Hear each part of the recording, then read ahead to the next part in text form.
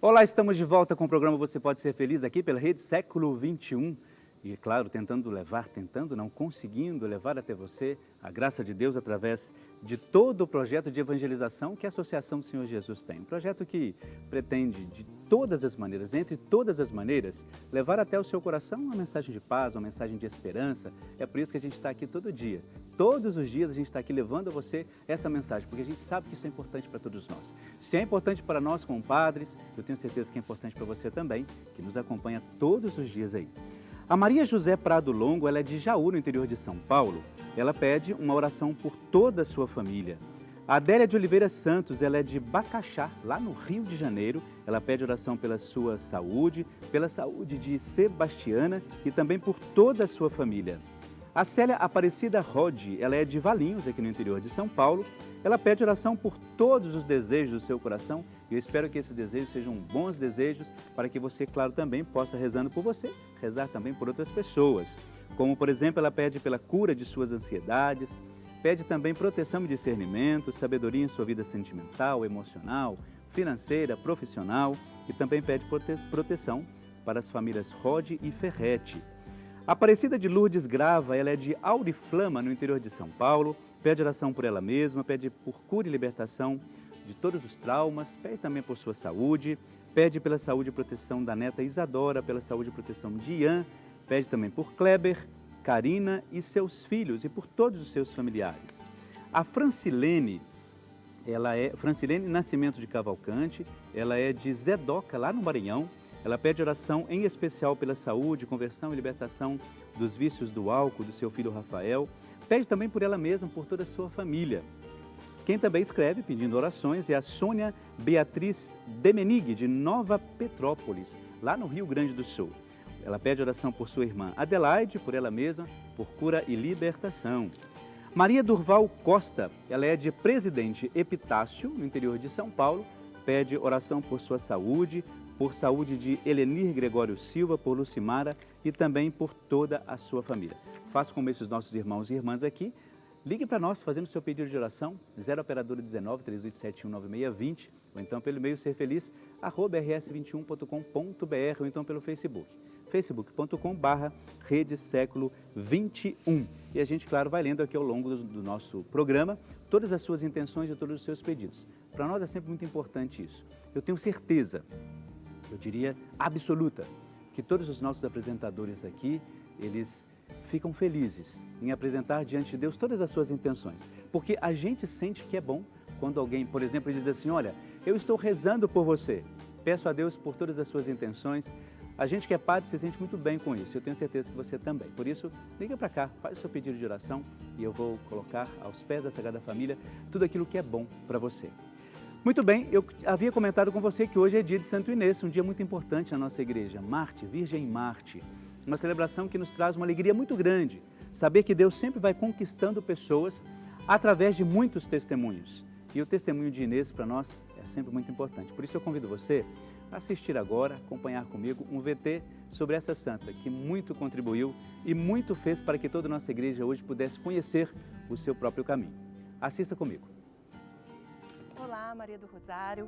Hoje eu vou começar com uma pergunta. Você pensa em que tipo de pessoa quando escuta a palavra santo? Apesar de toda a inocência, de toda a pureza de uma criança, é difícil a gente pensar logo em uma criança quando pensamos em santo, não é verdade? Mas hoje nós vamos contar a história de uma menina que com apenas 13 anos de idade entregou a sua vida a Deus. O nome dela? Inês, Santa Inês.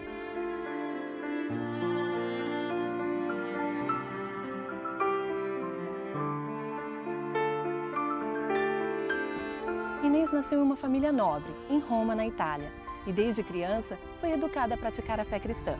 Quando passou a ter consciência de seus atos, decidiu, ainda menina, consagrar a sua pureza a Deus. E não deve ter sido nada fácil para ela, não.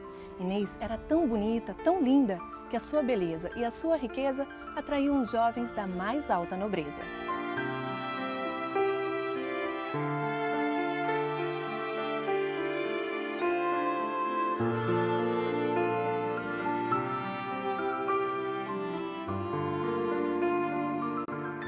E aos 13 anos de idade, Inês foi cobiçada pelo filho do prefeito de Roma. um jovem que a queria praticamente à força, tanto que Inês, ao recusá-lo, foi julgada e obrigada a manter aceso o fogo sagrado do templo de Vesta, uma deusa romana. Mas Inês não trocava sua fé por Jesus Cristo por nada e se recusou a venerar outro Deus que não fosse o dela. E devido à sua persistência em se manter pura e fiel na fé, Inês foi obrigada a ficar nua no meio de uma praça. E a história conta que quando isso aconteceu, uma luz desceu do céu e ninguém conseguia tocar nela. Seus cabelos cresceram tão rapidamente a ponto de cobrir todo o corpo. Depois desse acontecimento, Inês foi condenada novamente e desta vez a morrer queimada. E de novo ela foi protegida, porque nenhuma chama tocava. Por fim, a mando do vice-prefeito da cidade, Inês foi decapitada.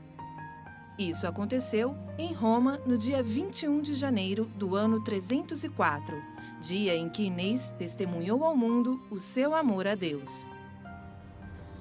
A história conta ainda que cerca de 8 dias depois do enterro de Inês, seus pais foram visitar o túmulo e viram a filha segurando um cordeirinho, com muitas virgens e muito feliz.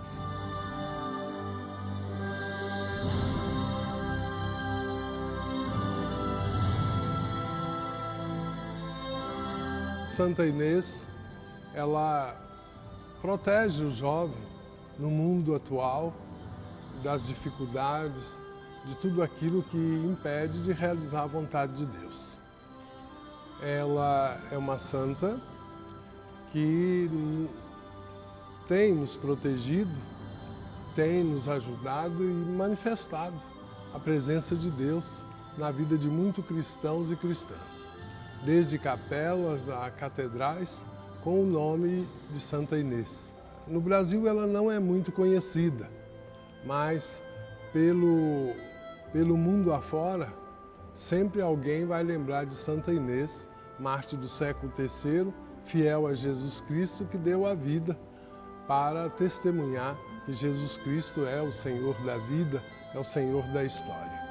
A sua imagem é representada com um cordeiro e um lírio.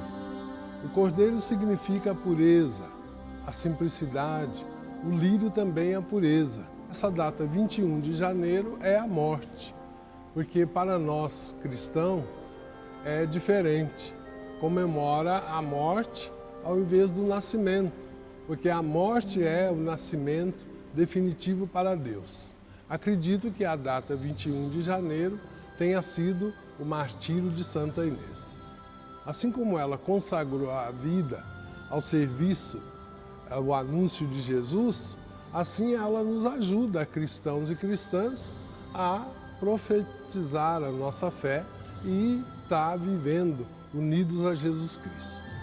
No local em que ela foi enterrada, a pedido da princesa Constantina, existe hoje a Basílica de Santa Inês. Padroeira da castidade, dos noivos e das virgens, Santa Inês, rogai por nós. Quando a gente pensa, a partir desse vídeo VT que nós vimos, quando a gente pensa em martírio, eu gostaria que a gente conversasse um pouco sobre isso. O martírio, ele é, eu diria, um encontro pessoal com Deus através de uma atitude ao extremo que a pessoa toma.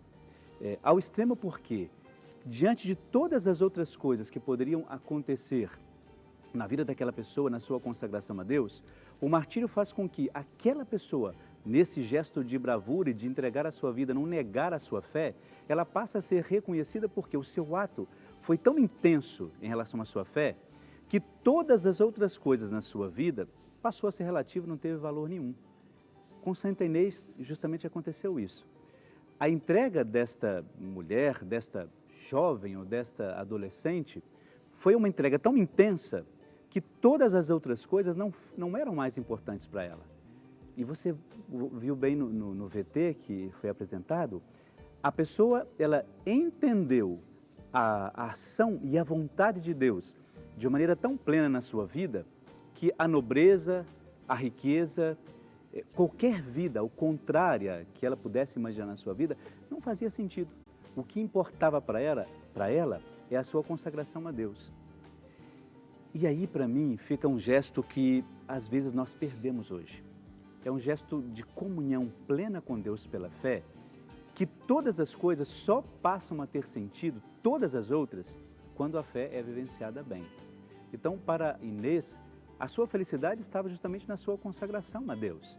E ela não iria negar isso, porque a felicidade de entrega a Cristo era tanta que as outras coisas, claro que tinham o seu sentido, é lógico que sim. A família tinha o seu sentido, as coisas que fazia tinham o seu sentido, porém, um sentido na sua fé. Então, nenhuma outra coisa poderia ser maior do que isto. As pessoas, por exemplo, hoje, muitas pessoas que casam, escolhem ter a sua vida consagrada dentro da família, religiosos, religiosas, padres, irmãs, cada um no seu jeito escolhe a sua maneira de consagrar e de viver a sua plena felicidade. Então, para nós que somos padres, por exemplo, importa para mim a minha consagração, a minha família, a minha paróquia, os meus outros projetos são importantes, é claro que são, os amigos, todos são importantes, mas em primeiro lugar vem a minha fé na minha consagração. Eu não posso deixar que as outras coisas substituam ou tomem esse lugar, em hipótese alguma. Inês fez justamente isso. Acreditou tanto e viveu tanto essa sua fé que ela não negou Jesus em nenhum instante da sua vida. Eu acho que isso tem que nos ajudar, viu? Nos ajudar a entender um pouco melhor como é que a gente trabalha a nossa fé hoje. Você já pensou um pouco sobre isso? A sua fé, eu não digo se ela te levaria ao extremo das coisas. A gente também tem que ter um pouco de cuidado com as coisas que a gente diz. Mas pelo menos a gente tem que ter a consciência de como essa fé é importante para nós e como isso é importante para as outras pessoas. E quando a gente começa a pensar nisso, é sinal de que a gente está começando a viver plenamente e ter consciência daquilo que Deus nos apresenta todos os dias da nossa vida. Viver bem a nossa fé, acreditar que a nossa fé nos sustenta em todas as situações, principalmente diante das dificuldades. Uma outra coisa importante, me referia a essa questão do martírio. E acho que é legal a gente conversar sobre isso. Mas dentro dessa questão, você já percebeu, a partir da história, e eu comecei a comentar sobre isso, que ela era uma criança, uma adolescente, aos seus 13 anos, assim que a história nos apresenta. E eu digo a você, olhando hoje a nossa sociedade, todos os adolescentes que nós temos, que nós conhecemos nas nossas comunidades, você acha que aos 13 anos, a partir daquilo que eles têm, como que eles vivenciam essa questão da fé? É claro que é uma questão diferenciada, essa questão de Santa Inês. Mas para você começar a pensar um pouco nisso também. Será que hoje nós preparamos os nossos jovens, as nossas crianças, para lidar de fato com essa questão da fé? As nossas catequeses hoje estão suprindo de fato a necessidade que essas crianças, que esses adolescentes têm? Não para que eles deem a sua vida como Santa Inês, se fizerem, lógico que a gente vai compreender bem isso. Não nesse sentido do martírio a gente vai educá-los, mas para compreender pelo menos a fé. Será que a gente consegue fazer isso hoje? As nossas igrejas estão preparadas para isso? A sua família, por exemplo, você com pai, mãe, você consegue educar o seu filho nesse sentido, mostrando para ele que a fé é indispensável para todas as coisas da vida deles, aquilo que eles vão suportar, vivenciar? Seria bom a gente pensar nisso, porque não adianta nada a gente começar a cobrar dos nossos adolescentes aquilo que nós não oferecemos. E se a gente não oferece, enquanto igreja, enquanto família cristã, a sociedade aí fora vai oferecer e da maneira que ela acha melhor. E quando a gente vê tantos contravalores por aí, a gente fica preocupado. Você com mãe, você com pai, você de fato confiaria a tantas coisas na nossa sociedade a educação do seu filho? Você se preocupa quando o seu filho sai com seus amigos, vão aí, claro, com todo o direito do mundo, para as suas baladas? Você confia nas pessoas que estão com eles? Não, eu confio no meu filho. Você confia nas pessoas que estão com ele? Você confia na educação que você deu para o seu filho? Já disse para ele sobre essa questão da fé? Às vezes nós alertamos para tantas coisas, para que eles se previnam de tantas coisas. Mas você já disse que a fé pode ajudá-los mais do que aquilo que a sociedade oferece?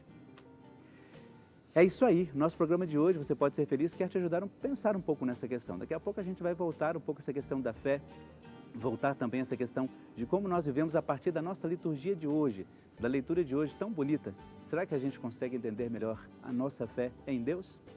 É isso aí, a gente vai para um breve intervalo, daqui a pouco a gente já volta. É um instantezinho só, daqui a pouco a gente está aí.